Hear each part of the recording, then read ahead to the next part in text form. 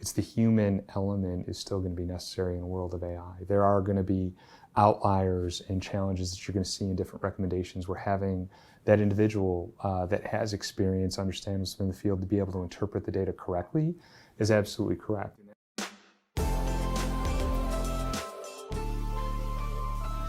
Welcome to Coffee with Mr. IoT, a weekly chat with Robert Schmidt, Deloitte's chief futurist, and the builders, dreamers, founders, and wild children of the IoT universe. This podcast can also be viewed on the Coffee with Mr. IoT YouTube channel. Hello, my name is Robert Schmidt. I am Deloitte's chief IoT technologist, also known as Mr. IoT. Welcome to Coffee with Mr. IoT. And today my guest is Dave Kuder. You are leading for the US Artificial Intelligence, or short AI. Welcome to the show. Wonderful. Thank you for having me. This is great. It's great. I'm super excited to talk about AI.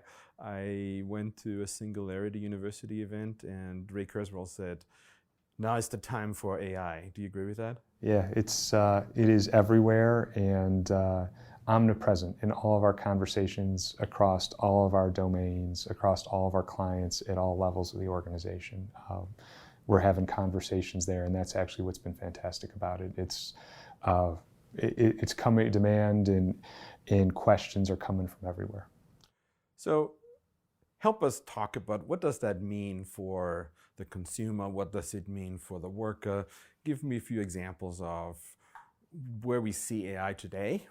And sort of like take it out of this omnious, somebody is making decisions for me, into what really happens. So it's interesting, one of the areas I start with on AI, it's really confusing for a lot of folks because it has, the challenge with AI is its temporal definition. Like if you were to take a look at the dictionary about AI, it would say, look at artificial intelligence is the ability of a computer to replicate human intelligence. And that's changed over time. Like if you went back to the 60s, you took a look at, did you ever see Hidden Figures? That movie there, they had human computers back then. Back then, the scientific calculator was artificial intelligence. Today, in 2019, not even close. What is it today? It's a whole host of technologies that you're likely familiar with. Speech and voice recognition, recommender systems, biometrics, text and natural language processing, natural language recognition. These are some of the technologies you see today that reflect artificial intelligence. 10 years from now, it's going to be something different entirely. But those are a host of the technologies. And you would ask, like, well, how do you know that? Well, we went out and looked at all of these companies, took a look at about 200 companies that are out there that advertise themselves to be AI, and really compartmentalized them to is what is really are they bringing to the market that's different than what we've seen in the past. So it's what's most interesting about it to me is that's a market perspective. It's telling you what the market is saying AI is today. It's not a Deloitte point of view. It's not a definitional point of view. It's actually where the market is today. What fascinated me about big data was that I thought big data was great, but it was sort of like, now we're just going to collect a bunch of data, and it's so much data that we don't know what to do with it.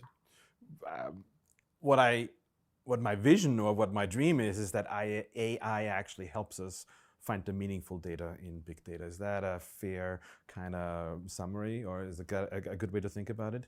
I think it's a great way. I mean, AI is able to go after AI is able to do a couple things. In some cases, it's able to help you ask the right questions, which you can imagine is a great technology. Is like, what actually are some of my challenges? One of the companies that we do a bit of work with and has a very unique product there does a graphical display. One of their more interesting use cases I found to be has to do with, for example, quality on a manufacturing line. So how do you understand where within the entire supply chain or our process are we actually introducing defects into the challenge? And there, one of the unique aspects of their solutions is to provide a visual perspective on understanding where some of the points in your data set could be introducing some of the commonality or the challenges within that process there. And as you can imagine, within a vehicle manufacturer within their supply chain, the amount of data points you get from both IoT, for example, on the assembly line, all the way through the warranty process in terms of field repairs,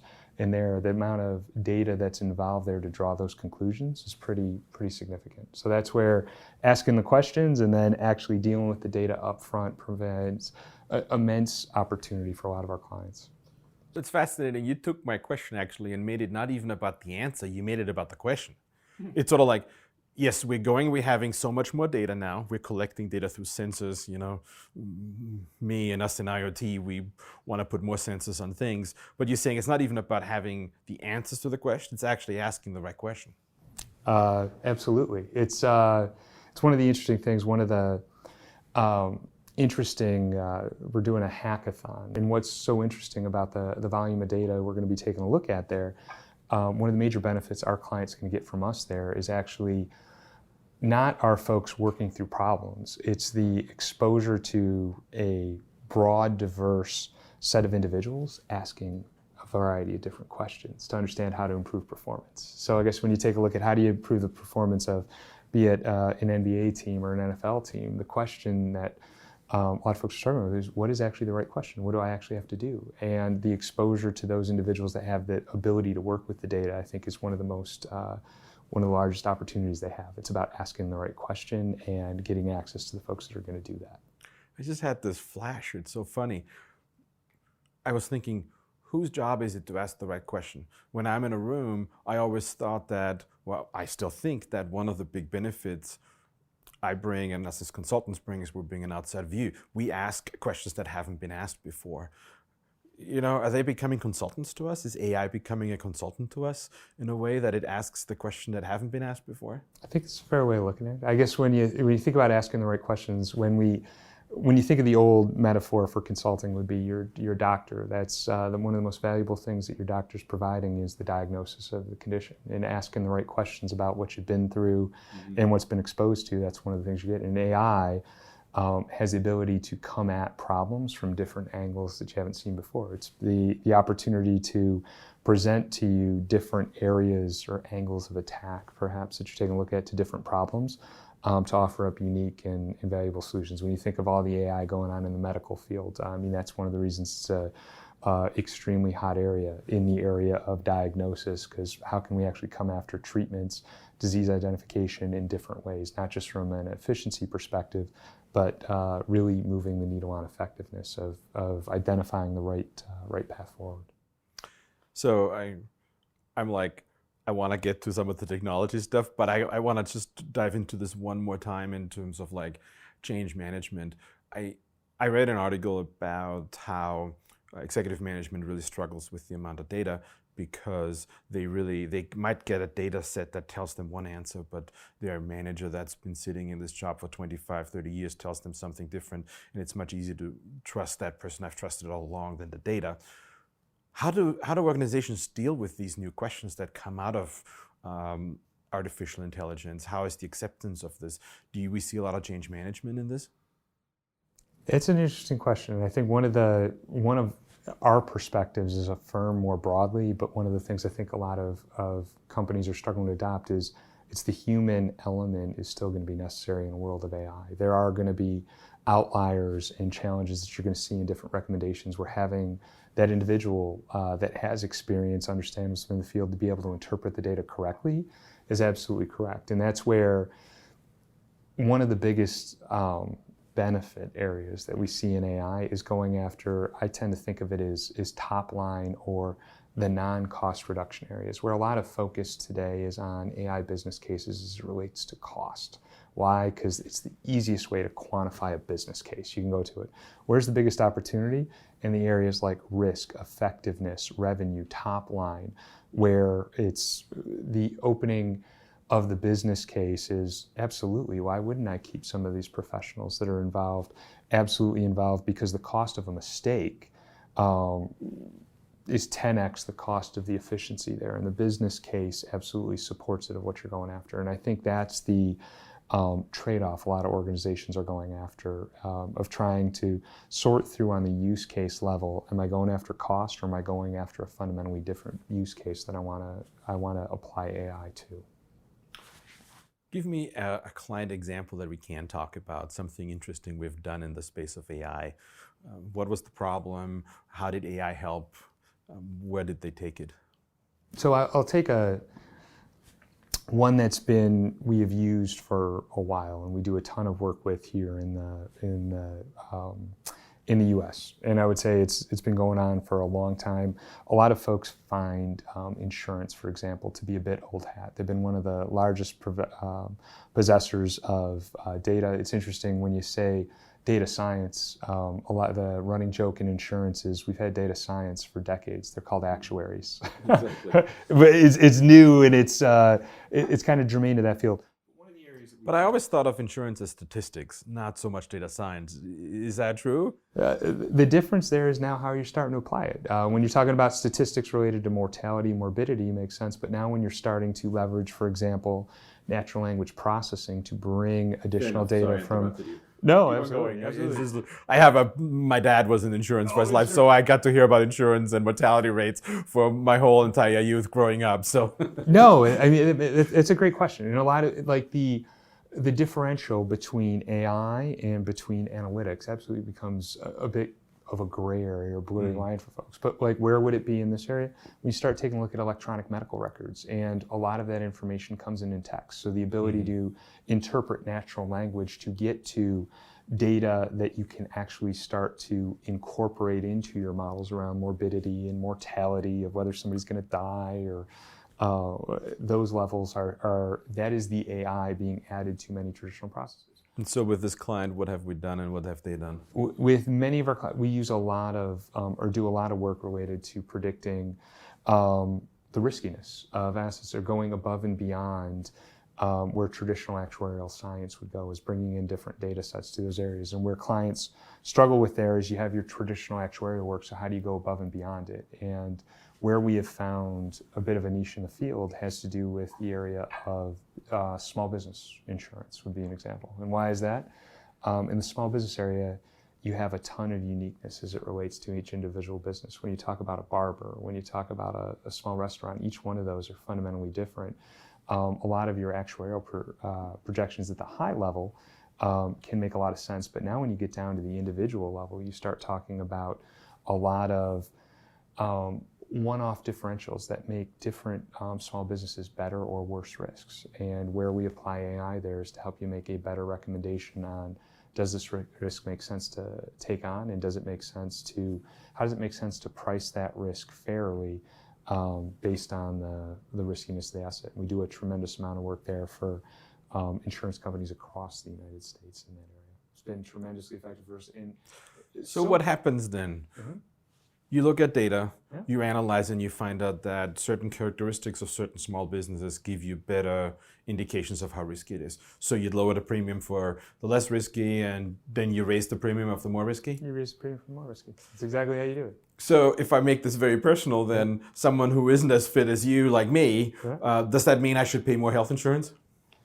And maybe this is becoming now more of a, I don't know. What do you think? Because I think it would probably be fair, because the risk is probably higher. Let me bring up the one question that I think is perplexing for a lot of folks when it relates to insurance. It's when you have an accident, are you more or less risky than you were yesterday? I'd argue no. And the challenge with insurance is yes. You're right. You are no more risky than you were yesterday. I know more about it. And I know now that you are riskier, so I can price you more effectively. And the challenge is, since you've had an accident yesterday, I know you are a worse risk than you were the day before, because I have more information into your total body of basically riskiness that's there. But that's the challenge for a lot of folks, is working through that question of, all right, I've been in an accident, am I more risky or not? No, you're not. I just happen to have more information about you, so we're going to price it more accurately. Because it turns out, within the nature of insurance, and why this is a big marketing play for a lot of insurance companies around accident forgiveness, one of the absolute most indicative indications if you're going to have another accident is, have you had an accident before? Turns out that's one of the biggest drivers of whether that's going to happen again. But similarly, when you're dealing with challenges in other areas, that's the interesting thing to wrestle with. So you went after my lower health.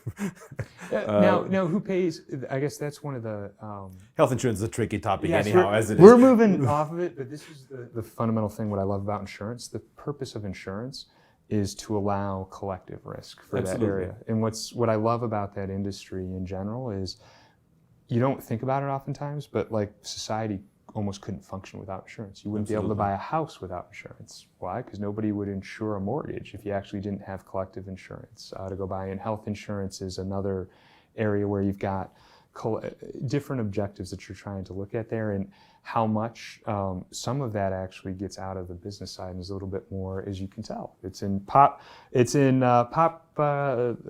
topic of discussion right now of how should we as a society take a look at that. And I think that's where some of the interesting debate is. Yeah, and I mean, I think you talked about something my dad always said. It's about the shared, how you share risk with each other, right? And how you enable each other to do some things you couldn't do on your own. So I'm glad you brought that up. It's super interesting. I think it's actually also interesting from a data gathering point of view, right? Because I think it changes behavior. I love the auto insurance example where I think that, we have many ways, our home insurance, we have many ways to really measure how safe is our house around, if we have a sensor for a water leak, we'll find a water leak much earlier. And I should get a benefit out of that if I insure my house and those kind of things. So I find that interesting. It's interesting when you talk about data, there's a tremendous dialogue that goes on now related to privacy. And one of the at least interesting topics of conversation have had on that, it's like, I wonder, not to say that anybody wants a quote unquote breach, but one of the questions I guess I ponder myself is, at what point does it just become accepted principle that your data is going to be out there? Like, it's just going to happen. I've got to get another card. It's so common that it's going to be out there.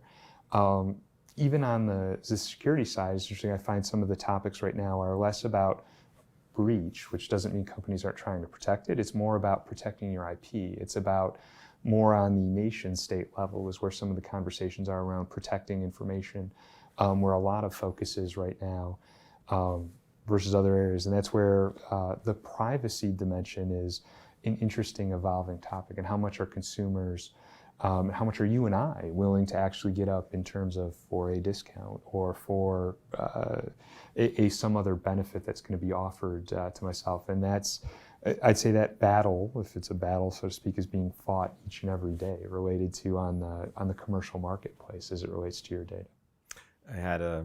We did a study for the IoT Solution World Congress in Barcelona, where we looked at which technologies have helped you the most at your work. Mm-hmm. And I was quite happy because IoT came up to the top, but it was only 54% of the people, 9,000 people across 8 countries, so it was pretty representative. But the thing that was interesting to me was that there was quite a diversity in age, what different age groups thought about it. So I felt I couldn't really answer this question, so I had my own little panel. I invited someone in their 20s, someone in their 30s, someone in their 40s, and then there was me. And so we talked about privacy, right? And we had the person in their 30s, she said, well, there's just way too much out there, and I don't want them to know all of this about me. And the representative of the 20s, he said, I don't care. If that data helps me to get something, I'll be happy to give them my data. And it's interesting because I feel very similar to, I sort of seem to be at some parts young at heart, because I can very much relate to this. Where do you feel personally on this? What's your take? Not you as Deloitte, but you as Dave. I would say the interesting thing, I probably worry more about it for my kids than I do as an adult. So I almost see a bit of a differentiation there. It's like after you reach a certain age, perhaps you're like, all right, I'm making my own conscious decisions, but do you worry a lot about your kids and about targeting that happens there? I'd say perhaps that's where a lot of fears as a parent go. How old are you kids? I've got 2 7-year-olds. So I've got 2 7-year-olds that are out there that are just beginning in thinking how they interact with technology and targeting that goes on there and exposure. It's such a interesting. That is perhaps where I see the biggest delineation. And as an adult, I feel like it's all out there. Like a lot of folks know it, purchasing habits, so on. Like the most personal thing that you're trying to protect is I don't want telemarketers to have my phone number. That's the piece of data that you don't want out there, because you want to protect your personal privacy. You're like, I'm sick of hanging up on folks that are calling me because I didn't think I had given out my number. It's gotten better lately, but yeah, I know exactly what you mean. So that's a really great one to your kids, and what do your kids do? And it's also about sort of what do you teach them, right? What to do and what not to do. It's an interesting one. How much do they expose? Yeah. What do they expose related to it? Thinking of, that is the interesting area, at least for me personally. Yeah, thanks. That's awesome. So let me go to the question I thought of before, and I'm so curious about, which is really, where do we go? Ray Kurzweil said this interesting thing. He said, we can really only do true AI, machine learning, deep learning, for a year and a half. Compute power has caught up to it now. Cloud and so forth has really helped us. Where do we go from here? Where do you see technology go? Just sort of looking out a little bit, what's coming? I hear quantum compute all the time. We're just here at reInvent, and Amazon announced something around this. IBM, Microsoft, they all announced something around that. Where do you see us go with this? What's the next big step forward on this? Personally, where I start to see it, I don't know if I agree with that we weren't really going to do it for a year and a half, because I think it's common knowledge that most companies' systems and their data aren't in a position to take advantage of that compute power as it relates to truly taking advantage of the data that they're sitting on. So you've got a lot of organizations, and even if they could run it on their data, have they actually connected it to third-party data and other data sets they can to truly take advantage? So I think there's a ton of opportunity there. Where I personally see you're going to start to see a lot of the advantages starting to combine different, what are right now bespoke and very narrow skills, into starting to combine them. So they're going to start to see that start to creep up very quickly into different areas and special skill sets, and connectivity to systems. That I think is going to be truly game-changing for a lot of folks, and the ability to rely on right now kind of a narrow digital system to a more general purpose. And that's really the evolution you're going to start to see with AI. And everybody thinks of HAL from 2010 and some of the examples that you have out there. I think you're going to start moving closer to that faster than folks think. Now, is it going to be HAL? No. But are you going to see your digital assistant start to take advantage? And I think one of the challenges a lot of companies are going to have to wrestle with as it relates to, for example, a lot of the cloud providers that we deal with here. Even for some of our largest companies that are out there that have data sets that are unique to them, are they going to want to take advantage of, for example, the power of the natural language processing based on working with the entire US and global population? Or are they going to constrain it to some of the functionality that just sits within their own data sets? And that's going to be a big challenge, because I think the technology, just the sampling and the aggregation of data for key functions there is likely going to sit in with some of these large platform providers that are just, by the nature of sitting in every home, are going to be very popular, or are going to be very effective in their delivery of some of these next generation services that are founded on AI. Well, thanks for being on Coffee Chat about AI and how we think about it, how you think about it, and thanks for joining. Wonderful, Robert. Thank you so much for having me. And with that, I'll say goodbye and till the next week.